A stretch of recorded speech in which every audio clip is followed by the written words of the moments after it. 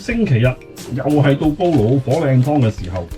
呢輪個個禮拜都煲老火湯，用不同嘅湯包去配不同嘅食材，效果真係好正。講翻轉頭，梗係多謝我中醫朋友啦，佢出啲湯包真係好好，質素又高。早幾個禮拜前呢，我就用呢一個清熱驅濕嘅湯包呢，就煲過生魚湯，發覺煲魚湯係真係好正。咁隔幾個禮拜，而家天氣仍然都係好熱啦，仲係好濕，咁所以今日呢，又再煲過一次清熱驅濕湯。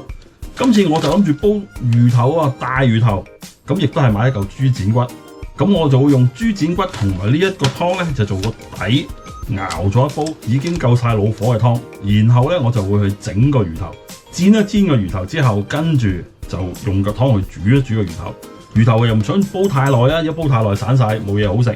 咁所以魚頭我大約係煮15分鐘嘅啫。咁跟住呢個魚頭就有得食。咁另外呢個魚頭啲湯同埋原先嗰個湯底呢，就成為一個好正嘅魚頭豬骨湯啦。講翻呢個清熱驅濕湯包啦，裏邊嘅材料都真係幾正喎，有靈化薏米、赤小豆、野葛根、土茯苓、炒白扁豆、蜜棗同埋新會陳皮。土茯苓嘅味道好正，跟住之後又有陳皮嘅回甘，所以煲出嚟嘅湯非常美味。首先就處理咗包藥材先。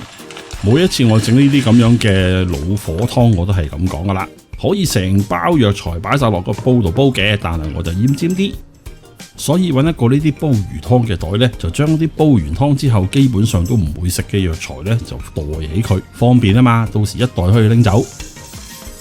咁啲藥材就要沖一沖水嘅，唔需要搏老命咁洗嘅，但係就揾水喉水沖佢幾次咁啦。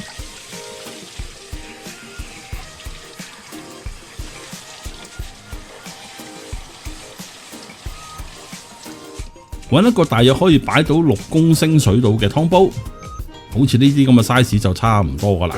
將啲藥材就放晒落去。佢呢樹呢就話用10碗水嘅，咁我就唔係太理佢，因為我嘅食材都幾多，我大約係放3公升左右嘅水啦，應該比10碗多少少嘅。跟住呢就要將啲藥材浸起碼半小時。買咗一嚿豬展骨，豬展骨揾水沖一沖佢，洗一洗佢啦。稍後我都要再出水啊，咁所以基本上晾一晾就 OK 噶啦。一陣間出水，擺埋一邊先。買咗一個好大個嘅大魚頭，又係揾水喉水沖一沖佢，沖乾淨咗之後就揾啲廚房紙 kitchen paper 抹翻乾晒啲水佢，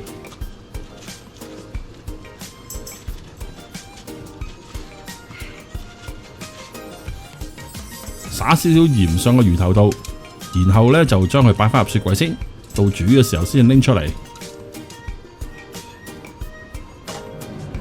煮滾一鑊水，落1、2條葱，2、3片薑。少少紹酒，大約都係2茶羹到啦。將啲豬展骨擺晒落去，出一出水，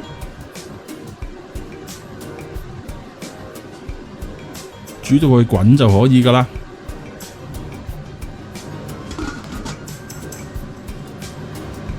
滾咗啦，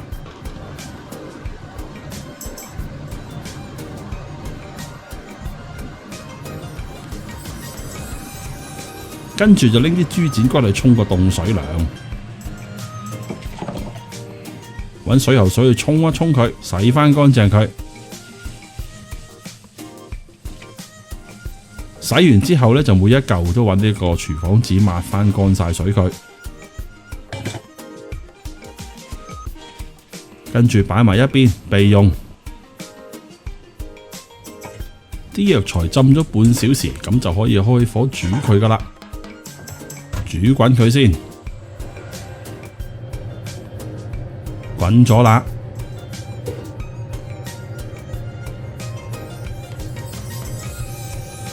咁跟住就將啲豬骨放埋落去，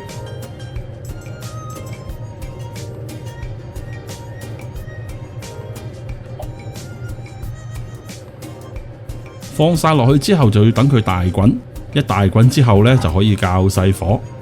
大滾咗啦，較細火佢，慢火煮佢個半小時。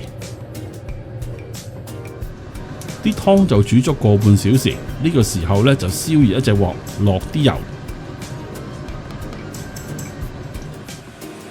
亦都落2片薑，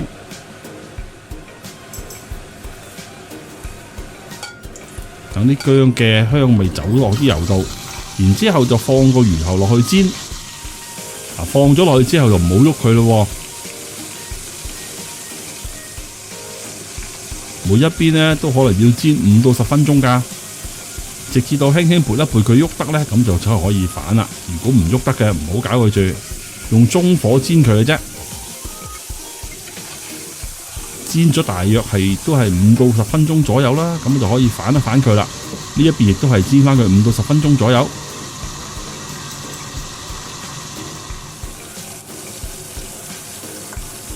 跟住呢，就可以開翻大嘅火啦。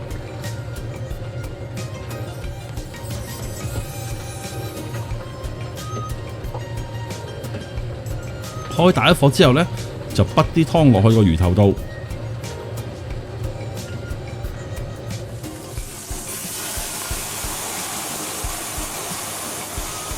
逐少咁加落去，唔會一次過加好多，因為要保持翻個熱力。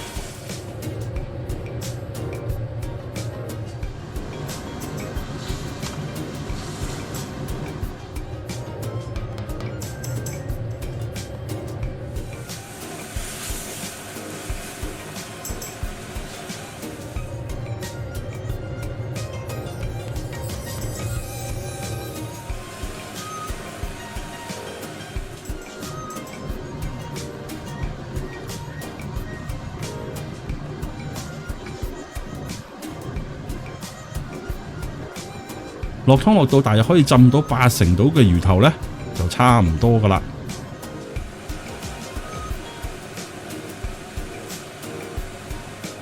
一路 keep 住佢大滾，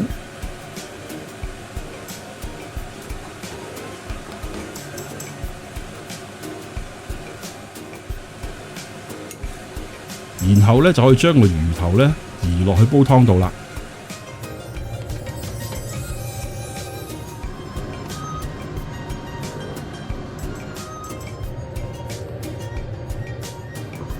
亦都將呢啲湯水倒翻落個煲度，再用細火煮15分鐘。15分鐘後可以熄火噶啦，搞掂噶啦。煲耐啲呢，個魚頭會散嘅，散咗就冇嘢食噶啦。咁就落鹽，我落咗羹半左右啦，跟住就試一試味。嗱，落鹽呢樣嘢係個人口味，你自己去調教到一個適合你自己嘅口味啦。有人中意鹹啲，有人中意淡啲。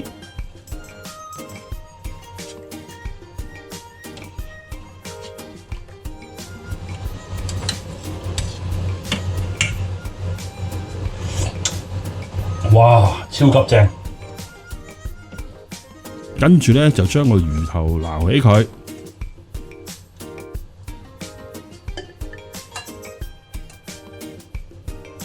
個魚頭可以就咁食㗎，好正啊！啲湯咁正，梗係要滗啲嚟飲啦。呢啲豬展骨亦都好好味喎。